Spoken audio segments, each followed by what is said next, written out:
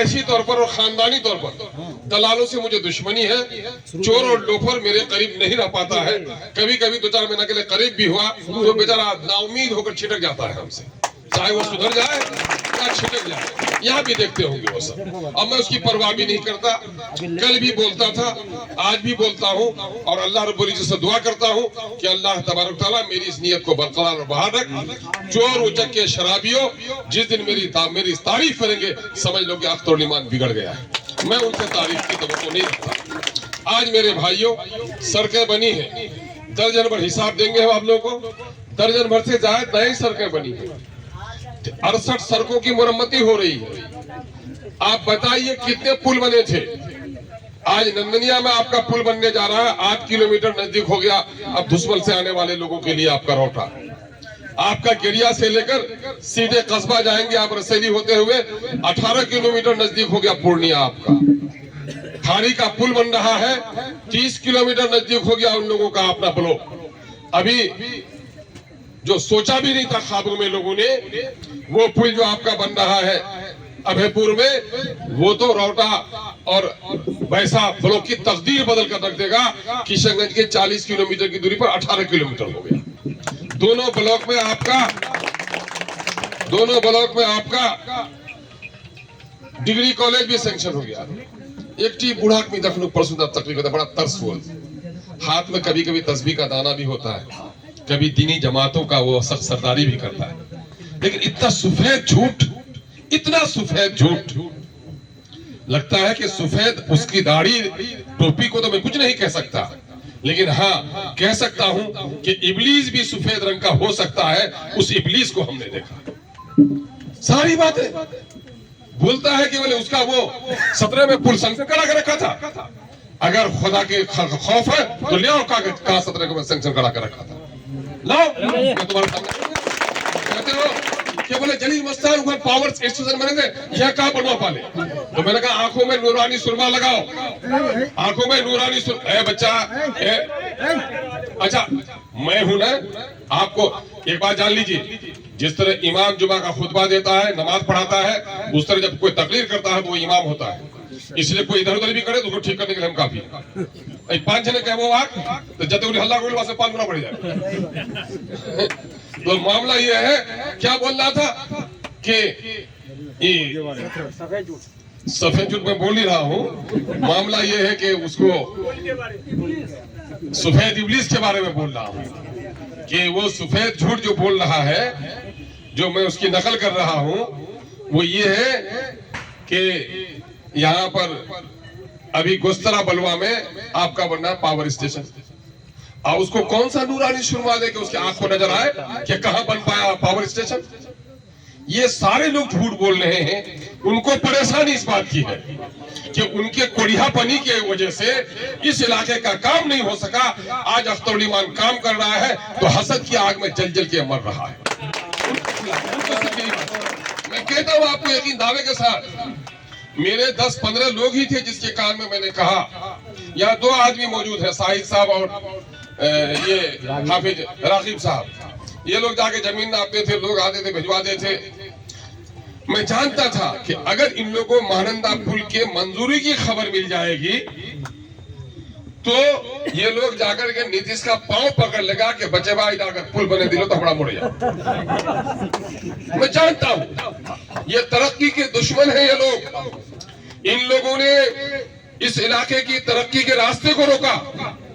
मैं बहुत कुछ नहीं कर सका हूं। रोटा के मकीनों, ये बताओ क्या प्रेम जी के आगे में आज वो अपना शोरूम खोला है, वहां पर क्या घुटना भर पानी नहीं रहता था?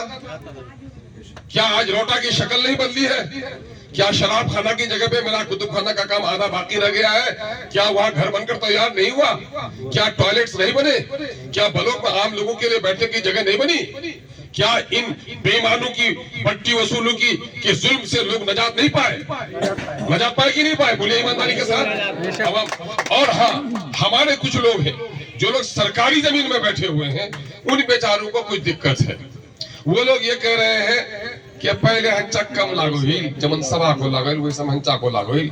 लेकिन ये एमएलए साहब 8 लाल होकर छुट्टी कर दिले हन 4-3 गुना बढ़ेगी इटा बात बोलो कुछ ला लोग तो एक बार इंसाफ करो दी कि 3 गुना तुम्हार बढ़े गेल तो तुम्ही तो छन सरकारी हन जमीनो आ कोई छे अपना निजी जमीनो तो निजी जमीनो तो अगर कोई काको दुकान दिया तो 3000 टका महीना किराया लो और तुम्हें क्या टका मिला किराया दो 1 पैसा नहीं तो हमारे उन भाइयों को कहता हूं कि गनीमत है कि आपका यहाँ पर म्युनिसिपैलिटी नहीं हुआ अगर म्युनिसिपैलिटी हो जाता तो आपका कई गुना ज्यादा टैक्स बढ़ जाता मगर मैं ये कहता हूं कि ज्यादातर लोगों की भलाई के लिए कुछ कम लोगों को नुकसान सहना पड़ता है समाज में हमेशा सहना पड़ता है मेहमान को बिरयानी खिलाने के लिए बावर्ची को चूल्हे के पास जलना पड़ता है अगर वो नहीं जलेगा तो मेहमान के दस्तरखान में बिरयानी नहीं जाएगी कुछ लोगों को तो तकलीफ सहनी पड़ेगी इंशाअल्लाह अगर अल्लाह ने मौका दिया तो मैं इन भाइयों के सिलसिले में भी जो तखफीफ या जो गुंजाइश हो सकती है मैं गुंजाइश करूंगा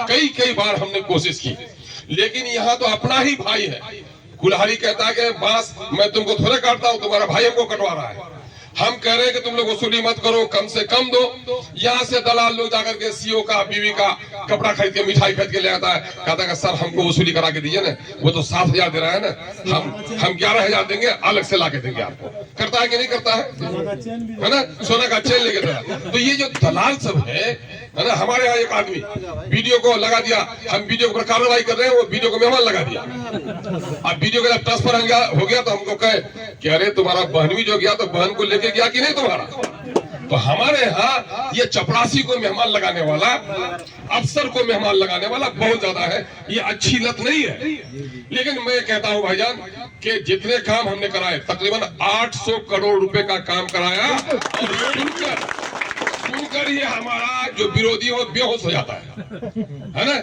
हम कहते हैं 2015 में मस्तान साहब जीते थे हम बुजुर्ग हैं हम उसका एहतराम करते हैं बेचारे को टिकट मिले हम दुआ भी करते हैं कि लेकिन मसला ये है कि अब ये इतना बड़ा नेता और टिकट के लिए अभी तक कसमकस क्यों इसके माने पार्टी में वजन नहीं और आज सीमांचल के लोगों को फख्र करो कि लोग 15 दिन से जाकर कभी इसके दरवाजे पर कभी उसके दरवाजे पर कभी इनके यहाँ कभी उनके यहाँ हमारी टिकट की पैरवी कर दीजिए और सीमांचल का ये बेटा अमूर का ये खादिम आपके सामने में खड़ा है जो पूरा बिहार अख्तुल ईमान के लिए ये इज्जत किसने दी ये इज्जत आपने हमको दी है अब एक बात बताइए मैंने गिरा दिया ना कि 6 आदमी को चुना तो यहाँ ब्लॉक किसका प्रमुख साहब का अख्तुल ईमान का वहाँ का अध्यक्ष कौन होता है वहाँ का मीटिंग कौन बुलाएगा अभी लालबू को हम आने भी बोले हैं है ना अच्छा ठीक है मैं दावत दिया हूँ मैं मुखिया अतीक साहब को भी दावत दिया समीम साहब को भी दावत दिया भाई वहां अगर कुछ गड़बड़ सरबर हो रहा है तो मैं मुझको मीटिंग में बोला मैं इलाज करता हूँ मैं धरना रखा उस दिन मैंने कहा जिसके जिसका बदसलूकी हुई है लाइए है इसमें कोई दरखास्त लेके आया मैंने कार्रवाई नहीं कराया ये दलाल लोग खुद सीओ को मेहमान लगाकर दूसरों से रिश्वत ऐंठता है और अख्तुल ईमान को बदनाम करने की कोशिश करता है यहाँ पर मैं बता दूं आपको मैं शायद वो जाने के दिन थे फरवरी या जनवरी का दिन था या 2 गाड़ी बालू पकड़ा गया हालांकि वो भाई आज हमारे साथ हैं 2 गाड़ी बालू को सीओ ने पकड़ा या दरोगा ने पकड़ा और 30,000 टका वाले उन्होंने से लिया चाय की दुकान में गप कर रहे थे कि अख्तुल ईमान रामराज से आई ये देखिए हन्ने फोन हमको नाहिद गनी साहब फोन किया नाहिद गनी साहब फोन किया तो नाहिद गनी साहब को कह के भाई उन लोगों को जरा हम किशन में हमारी तबीयत खराब है भेज दीजिए तो बोला नहीं हम लोग नहीं जा सकेंगे मैंने कहा मैं महोदय आ जाता हूँ उनको आने बोलिए मैं इसलिए भी कहा कि देखें इसको अपने मामले में कुछ गैरत है कि नहीं गुस्सा है कि नहीं वो नहीं गए तो मैंने कहा उनको रहने दीजिए वहीं पर मैं आता हूँ मैं बुखार की हालत में 1.5 घंटे के बाद यहाँ पहुंचा और मैंने कहा एक दरखास्त लिख कर दीजिए मेरे भाई साहब यहाँ पर और मैं उस पर कार्रवाई करवाता हूँ दरखास्त लिख के नहीं दी तो बताइए हम क्या करेंगे चलिए वहीं पर सिंगिया में 1,31,000 रुपए का जुर्माना किया गवाही दिलवाता हूँ और मैंने कहा तुम जायज पर हो तुम्हारी लड़ाई जहां तक लड़नी पड़ेगी मैं लड़ूंगा अल्लाह का शुक्र है वो गाड़ी जिसका चालान कट गया था और बगैर रिश्वत दिए हुए उस गाड़ी को मैंने थाना से रिलीज कर दिया कोई